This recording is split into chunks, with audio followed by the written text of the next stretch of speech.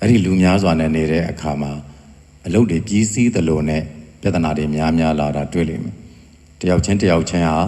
သူတို့တယောက်ချင်းရဲ့အလိုလောဘနဲ့အတ္တအတွက်ပဲရှင်သန်ကြတာအဲ့ဒီတော့အစဉ်ပြေတာတွေရှိသလိုအစဉ်မပြေတာတွေလည်းတော်တော်များများရှိပါတယ်လူထဲမှာနေတော့စကားရှုပ်တယ်လူထဲမှာနေတော့အပူတွေကူးတယ်အဲ့ဒီတော့တယောက်တည်းနေတာကောင်းတယ်တယောက်တည်းနေတဲ့အခါကျတော့ကိုယ့်တယောက်အတွက်အစဉ်မပြေတာတွေရှိပေမဲ့အစဉ်ပြေတာတွေကများတယ်ဆိုတာတွေ့လိမ့်မယ်တယောက်တည်းနေတဲ့သူတွေကကိုလှုပ်ချင်တဲ့အလုပ်ကိုလှုပ်ချင်တဲ့အချိန်မှာထားပြီးလှုပ်နိုင်တယ်ကိုမလှုပ်ချင်ရင်လည်းနားနေနိုင်တယ်နောက်ပူစရာကလည်းကိုတကိုယ်ရေအစာအသောက်တကိုယ်ရေလိုအပ်သောအဝတ်အစားတကိုယ်ရေလိုအပ်သောနေထိုင်စရာလေးပဲလိုတာအဲ့တော့တရားအထုတ်တဲ့သူတွေအတွက်ဆိုပို့ပြီးတော့ကောင်းတယ်တယောက်တည်းနေတော့စကားနဲတယ်စကားရှုပ်ခြင်းမရှိဘူးပြီးတော့တမာတိမြန်ယူလို့ရတယ်အရေးကြီးတာကတော့လူကတော့တယောက်တည်းနေပေမဲ့စိတ်ကအများကြီးနဲ့နေသလိုတော့မျိုးတော့အဖြစ်မခံနဲ့အများကြီးလိုက်တွေးနေတာတော့တယောက်တည်းပဲဒါလည်းမအေးချမ်းဘူး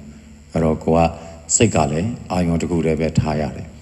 လူကလည်းတယောက်တည်းပဲနေတယ်လက်ရှိအချိန်မှာဘာမှလုပ်စရာမရှိရင်တရားသာထိုင်ဒီတစ်ခုပဲလုပ်သူများအကြောင်းမတွေးနဲ့မရောက်သေးတဲ့အနာဂတ်အကြောင်းလည်းမတွေးနဲ့လွန်သွားပြည့်တဲ့အတိတ်အကြောင်းလည်းမတွေးနဲ့တယောက်တည်းလည်းနေတယ်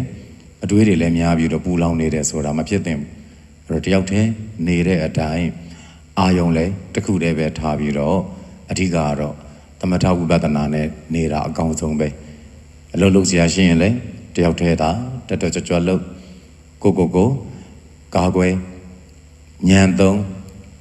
ကိုဘဝထဲမှာလိုအပ်တဲ့အရာတွေကိုကိုဘာသာကိုတယောက်တည်းပဲလိုချင်တာတွေအကုန်စီးဘူးကိုတာကိုလုံအောင်ကိုဘဝအတွက်ကိုပြည့်စုံအောင်တယောက်တည်းစ조사တာကပို့ပြီးတော့ခရီးရောက်တယ်ဆိုတာကြာရင်တွေ့လိမ့်မယ်အဲဒါကြောင့်တယောက်တည်းဘဝသည်အေးချမ်းတယ်တယောက်တည်းမလို့အထီးကျန်တယ်ဆိုတာမဟုတ်ဘူးလိုအပ်တဲ့အခါမှာလူတွေနဲ့ထိတွေ့ဆက်ဆံနေရတာပဲလိုတလောက်ပဲကောင်းတယ်အမြဲတမ်း24နာရီလုံးသမဟုတ်အိတ်ချိန်ကလွဲ၍မျက်စိဖွင့်တဲ့အချိန်တောက်လျှောက်လူတွေကြားထဲမှာနေရတာအာယုန်တွေနောက်တဲ့စိတ်တွေညောင်းတယ်အနောက်ရက်တွေစိတ်ညစ်ထေးမှုတွေအများကြီးဖြစ်စေတယ်အဲတယောက်တည်းဘဝကကောင်းတယ်တယောက်တည်းဘဝနဲ့နေနိုင်အောင်ကြိုးစားအများနဲ့နေရင်တောင်တယောက်တည်းနေပုံနေနည်းမျိုးနဲ့နေနိုင်လာအောင်ကြိုးစားအချိန်ကာလလေးနဲ့ပဲလူတွေနဲ့ဆက်ဆံ